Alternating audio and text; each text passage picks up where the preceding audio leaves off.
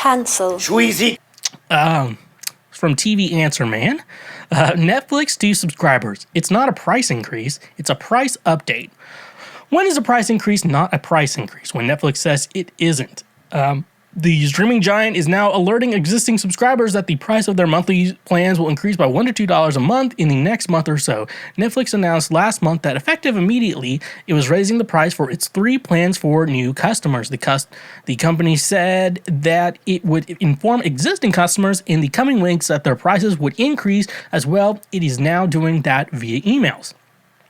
But it's how they are doing it that's raising eyebrows. A Netflix email sent this week to existing subscribers carried by subject line, "We're updating our prices, here's why." The email titled, "Updating prices to bring you your more Netflix rights that we hope you're enjoying everything Netflix has to offer. We're updating our prices to bring you more great entertainment. Your monthly prices will change to new plan price on March 12, 2022. This update will allow us to deliver even more value to your membership with stories that lift you up, move you, or simply make your day a little better." Netflix does not mention anywhere in the email that the subscriber's monthly price will increase, not just be updated. Perhaps the company is hoping that new subscribers won't notice the difference. However, some Netflix viewers do see the difference, and they are registering their distaste for the Orwellian wordplay in comments on social media. This update will allow us to deliver even more value to your membership with stories that lift you up, move you, or simply make your day a little better. Sorry, this does just not justify the price hike. Hashtag Netflix. Just be honest. You want to make more money. It's okay to admit that, tweeted that thinking man.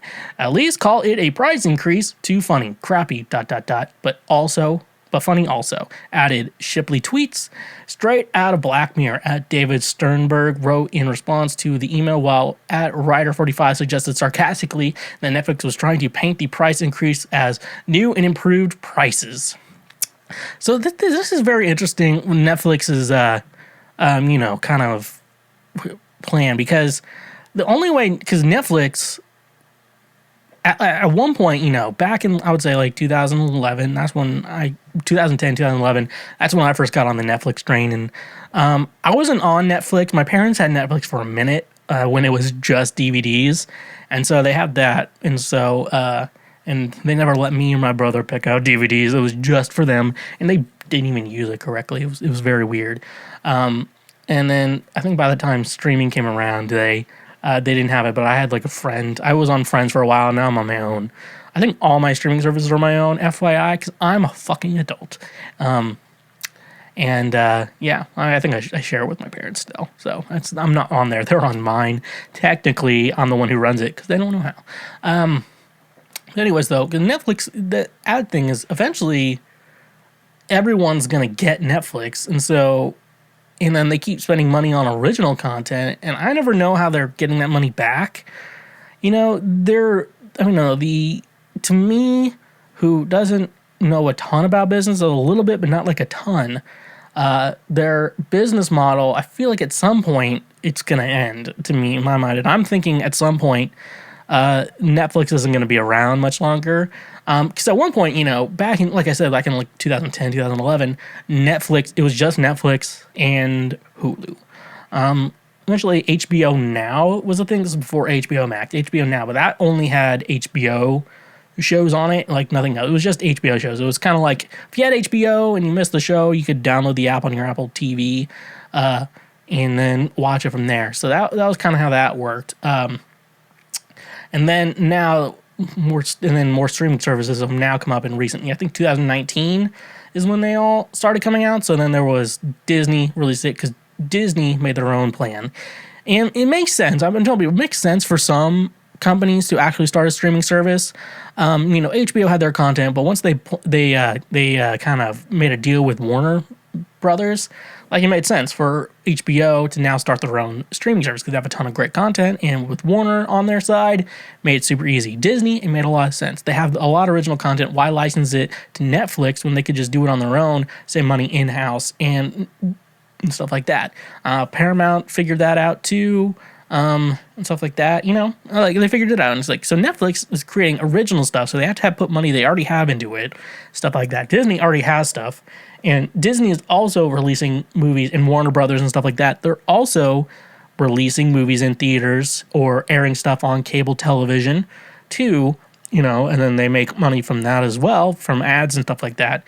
Netflix, I don't understand their business model 100% and how they're going to continue to make money, because the only way they can continue to make money is getting new subscribers and raising their price. And eventually, at some point, like every streaming service is like, I think here, like, what streaming services do I need right now? For me, I like Disney and I like HBO. Like those are the two that I really like.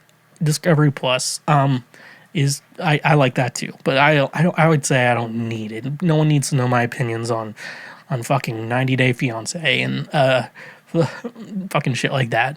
But that's the thing with like Netflix though. Like their prices keep going up. They're like the most expensive streaming service now, and it's getting to a point where only thing good they have on there are their own original programs, which I'm not even entirely sure I care too much about. I'll watch the Squid Game and I'll watch other stuff, the stream, but at some point I think a lot of people are just going to start canceling Netflix. It's like, yeah, nothing really on there I want except for like one show, and they drop the whole season on one day, then maybe you figure out a free trial, binge it, and then cancel, I don't know.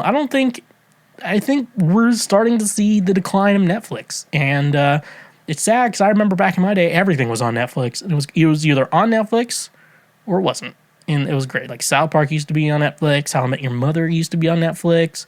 Back in my day, The Office, that was like their big show for millions of years on Netflix. And now that's gone because it went to Peacock, once Netflix gets to a point where it's only their original content, Netflix is probably gonna fade away pretty quickly, folks. And where do we go from here? It's super interesting to see. Will you be continuing to keep Netflix? Let me know. I would love to know your opinions on that. Hey, you just finished one of the many, many highlights from Cancel Schweezy. We got plenty more on the channel, so make sure you hit that subscribe button, and if you like what you just watched, go ahead and smash that like button as well.